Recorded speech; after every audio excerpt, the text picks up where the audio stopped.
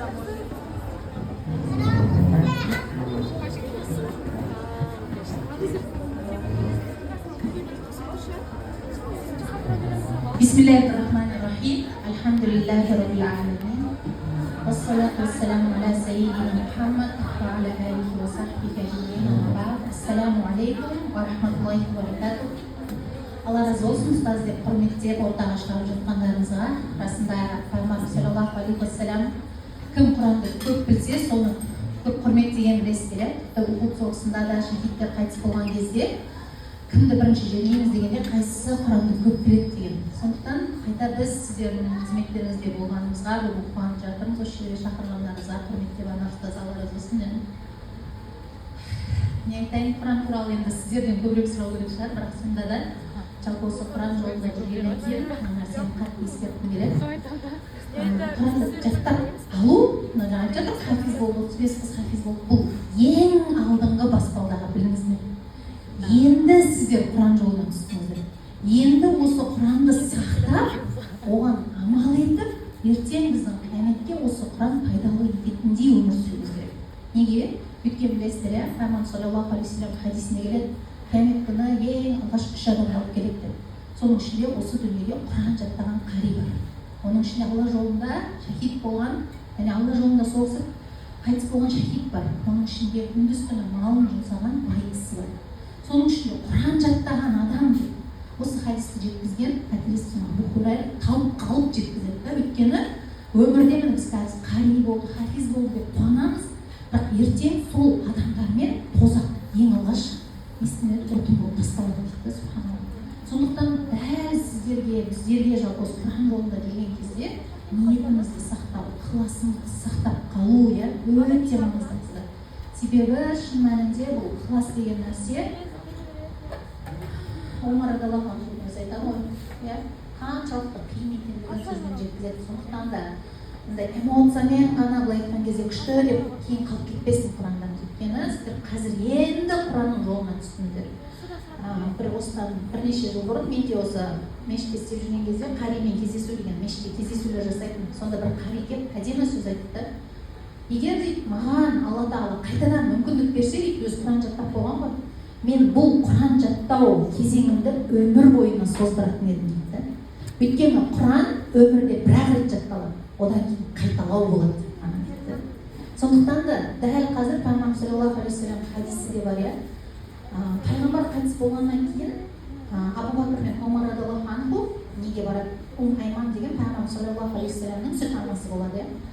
Сонда жүр сол Айманды зиярат етіп қайтайық деп. Сөйтіп барса Айман жылап жатыр екен, жаңа Абу Бакр мен Омар көріп. Содан олар екеуі жаңағыдай оны жұбатуға тырысады, енді осы сабыр ет, енді пайғамбарымыз қайтыс болды деп. Сонда ол айтады, мен пайғамбардың қайтыс болғанына жылап жатқан жоқпын, мен уахидің тоқтағанына жылап жатырмын дейді.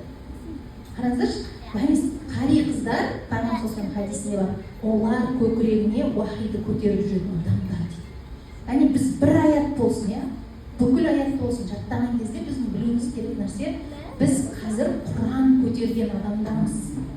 Енді ол не деген сөз? Біздің жүрісіміз, біздің сөзіміз, біздің киіміміз, оның барлығы Құранның насихаты. Пайғамбар саллаллаху алейхи ва саллям қайтыс болған кезде Айша анамыз қалай сипаттайды? Сендер Құран оқымап бердіңдер дейді. Пайғамбар жерде жүрген Құран еді. Яғни Құранда бір сипаттайтса, ол пайғамбардың бойында болған.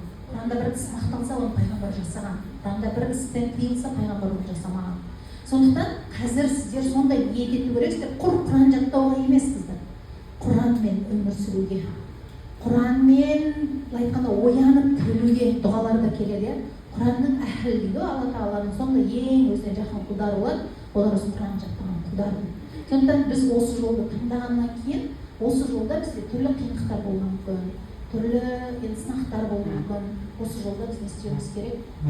Сабыр етуіміз керек болады. Табандылықты сұрауымыз керек. Жаңа ұстаздың үйреткен дұғасы бар ғой, Али Имран сүресіндегі, сол дұғаны әрдайым айтып жүруіміз керек. Пайғамбардың өзі Құран сүйе тұра, өзіне я мұқалибал қулуб сәббит қалби аля диник деп дұға еткенде, жүрегімді құбылтушы Аллах, мен жүрегімді бекітші өзіңнің деді. Қараңыздар, қаншалықты біз мына Құранда бекем болып ұстауымыз керек. Өйткені сондай қарилар бар қыздар, Құранды ұмытып қалған. Өмір бойы Құран жаттап, өлімнің аузында Құранға күпірлік етіп кеткен адамдар болғандар. Біз қазір енді түстік бұл жолға.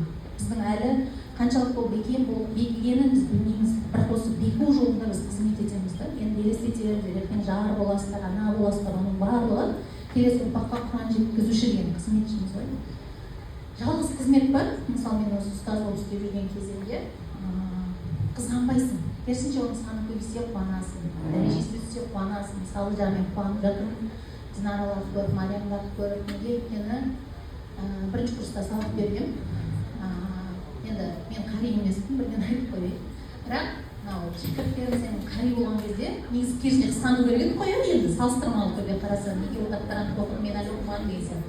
Бірақ Құранға келгенде ондай қызғаныш жоқ. Сен тек қуанасың оған. Саның көбейген сайын Құран жаттаушылардың, Құранға қызмет етушілердің, ұстаздардың, нұр мәртебе бітірушілердің саны көбейген сайын біз тек қуанамыз. Сондықтан жүректеріңізде қызғаныш бар болса, Пайғамбар саллаллаху алейхи ва саллям дұғасы бар ғой, мүмкін сіздер жаттаған шығарсыз, жүрегім Құранды, жүрегімнің көктем ет, жүзімнің нұры ет, соны тастамаңыздар бізден. Өйткені бұл жолда әртүрлі қиындықтар болуы мүмкін. Бұл болады да, өйткені сіздер ұлы жолға түсірілді. Сол үшін Абу Бәкір кезінде мұсхафты жинаған кезде, бұрын біз оқып жүрген қаншама сауап алды да, сіздер де қазір сондай сауапқа ие болатын кезеңіз білесіздер. Және Құран кәрімде Пайғамбар саллаллаху алейхи ва саллямның жұбайларына қатысты аяттар бар ғой, сол аяттарға келген болыңыздар. Мысалы жаңағыдай қылмысыз сөйлемеңдер, жүріс-тұрыстарында жахил кездегідей киінбеңдер, жахил кездегідей жүрмеңдер, сіздер бұрынғы адамдар емессіздер. Бірде бір тоже қарис қызбен сөйлесіп отырған кезде ол кісі айтады да, қалай Құранмен мінезді түзеуге болады деп сұрақ қойды да, сол кезде айтады. Олар енді студент болып, олар осылай ұстазға барып тапсырады екен да Құранды. Сонда бір күні дейді, жаңағы қыздармен ұстазды күтіп тұрмыз, бәріміз сіздің аузында дейді Құран тапсыруға. Сонда дейді, маған қатты әсер еткен оқиға дейді, 3 қыз ба 4 қыз ба күтіп тұрған. Сөйтіп күтіп тұрған кезде біреуі әзілдеп бір жаман сөз айтып қалады ғой аузымен. Қыздардың әзіл деген кезде өте сондай имансыз сөз айтады. Ана сөз маған до такой қатты әсер етті дейді. Қалай Құран оқитын ауыздан бұндай сөз шығуы мүмкін деп ойладым. Содан кейін мен өзімнің тіліме сақ болдым. Қараңыздаршы, яғни сіз көтеріп жүрген аяттың салмағын біз түсінуіміз керек та. Өйткені Алла Тағала Құранда айтады, біз салмақты сөз түсірдік дейді пайғамбарға. Сондықтан да пайғамбарымыздың жұбайларына қатысты қайсы рет айтады ғой, әйелдермен Нұр сүресін үйретіңдер деп, енді тәпсірін оқуға кірісіңдер, себебі құр жаттау ол Алла Тағала қалаған құлына бере алады. Бірақ Құранның ішіне енуді, онымен өмір сүруді бәріне бере бермейді. Және бұл нәрсе қараңыздар, пайғамбарымыздың саллаллаху алейхи ва саллям ең сүйікті көкесі Абу Талибке иман келтіру берілмеген нығмет бізге беріліп тұр ғой. Біз түсінбесек те Құранды оқимыз, түсінеміз, оқи береміз, қайта-қайта хатым бітті Рамазанда, қайтадан Рамазаннан кейін хатым бастаймыз. Бұл Алланың берген нығметі. Дәлке фадлуллах дейді, бұл Алланың бізге берген кеңшілігі. Біз ешкім емеспіз, біз қари болатындай кім еді, бірақ Алла бізді таңдады да осы жол үшін. Енді біз сол жол үшін таңдалғаннан кейін соған сай өмір сүруге тырысатын болсақ, одан сайын дәрежеміз көтереді иншалла. Алла Тағала бізге сол дәрежелерді нәсіп етсін. Құранмен дәрежелерімізді арттыруға себеп айтады ғой шамамыз. Жәннаттың дәрежелері ол Құран аяттарының санымен тең. Сонда Құранда кім жоғары деңгейде болады дегенде ол Құран жаттаған қарилар, хафиздар екен иншалла. Сол үшін Алла Тағала осы жолда табанды болуды нәсіп етсін, бізге де сонымен қарилықты нәсіп етсін, осы жолда жүргендердің де қуанышына келіп қуануды нәсіп етсін. Мен білмеймін сіздерде, мен Түркияда болдым ғой, сол кезде ол жақта да бір қари қызбен таныстым, қазақ қызы, ол да медреседегі бір қыз. Сонда сол қыз айтады да, мен мүмкін сіздерде де ондай болған шығар, бірақ сондай нығметтерді сіздер қаридың күнделігі деп өздеріңіз үшін осы жолдағы бір күнделік арнап қойсаңыздар болады. Бір ұстаз болып отырған кезде Алла қаласа өздеріңіздің кезеңдеріңді оқисыздар, жылаған кездеріңді оқисыздар, тастай салғыларыңыз келген кездерді оқисыздар. Сонда сол қыз бір күні ауыз ашарда отырмыз, Түркияда сонда айтады да, мен қазір бір нәрсе сұрауға қорқамын дейді да, өзі қари, Рамазан, мен ойласам дұғам алдыма келіп отыр. Яғни Құранның жолында сіз жүргенде Алла сіздің қызметіңізді. Сондықтан сіздер андай болады бір дүнияуи проблемалар. Сіздерде вообще право жоқ та барып алып маған дұға етші деуге. Сіздер біз үшін дұға ету керексіздер. Палестинада жастарды көріп жатсыздар ғой, Құранмен қандай байланысты. Төбелерінен қырып атса да қолдарынан Құран түспейді. Біз еліміз иншалла осындай бейбіт елде, тәуелсіз елде, еркін елде осындай қағидарымыз көп болсын.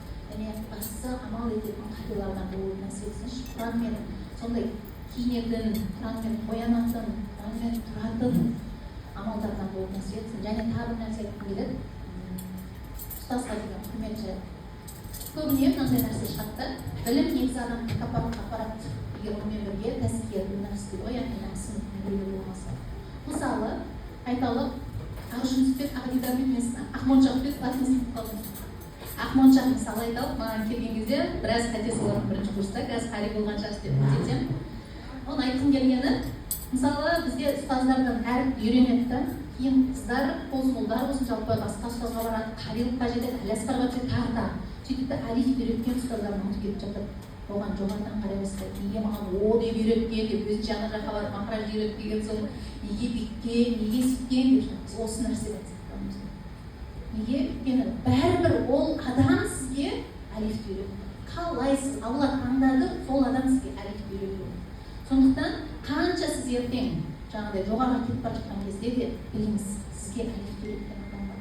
Тәкаппарлықтан сақтаныңыз. Өйткені кімнің жүрегінде шаңның тозаңдай тәкаппарлық болатын болса, егер мына Құранымызды кішіпейілдік емес, тәкаппарлықта тәрбиелейтін болса, ол біз осыдан мұқият болуымыз керек. Ұстаздар сөйлеп жатқан кезде тыныштық сақтауды үйреніңіз керек. Өйткені ұстаздар Құран аятымен сөйлеп білесіз. Ал Құранда өздеріңіз білесіздер, деді, оған құлақ түріңдер деді. Сондықтан да мен ылғи айтатыным, өзім жүрген жерде де өзім де соған амал етуге тырысамын. Мысалы, уағыз айтылып жатқанда немесе Құран аяттар айтылып жатқанда немесе кафелерде Құран аяттар қосылып қояды да біз әңгіме айтып жүре береміз. Біз Құранның ерінен айырылып қалуымыз мүмкін. Және біліңіздер, кез келген күнә ол тілмен жасалатын болсын, күнә біздегі нұрды өшіреді. Құран ол нұр. Нұр таза жүрекке оны. Ал күнә біздің жүрегімізді кірлететін нәрсе. Аяттарды ұмытып алып береді. Және кез келген күнәнің егер ол кешірім сұралмаса, оның зардабы болады осыны білесіз. Бұл дүниеде де, ақиретте де. Кезінде бір сондай бір мақала оқып едім. Как я забыл Құран через 20 лет деген, яғни бір кісі Құран жаттайды, сөйтіп бір күні бір күнә жасайды ғой. Анау енді ұстаздар айтқан ғой, күнәнің зардабы болады, ол күтіп жүрген ғой, мен күтіп жүрмін дейді, мен жасап қойған күнәнің азабы қашан келеді деп. Бір күні қарасам 20 жыл өтеді, мен 20 жылдан кейін Құранға оқып қалыппын дейді. Сол кезде Алла тағала ол күнә үшін бізді істеп тастайды жүргеніміз. Сондықтан да біз күнәдан алыс болуға тырысуымыз керек. Құранда айтылғандай көзімізді тыюға тырысуымыз керек. Инстаграмнан әр нәрсеге лайк баса беруге болмар, жүректеріміздегі нұрды өшіреміз тамағымыздар. Ол жай ғана нәрсе емес, Алла тағала осындай жолда табанды болу нәрсе етсін. Және соңғы айтқым келетіні, сіздер мал деген жүрген шығарсыздар, ұстаздар жүрген шығар. Бір неде айтады, қари мен тахаджуд екеуі екі бөлек жүре алмайды. Қазір сіз Құранды күндіз сахабалар дейді, түнде Құранды намаздарында оқитын дейді, күндіз соған амал етеді. Сондықтан олардың жүзінде күндіз нұр болады. Ненің нұры? Түнде оқыған аяттарының нұры болады.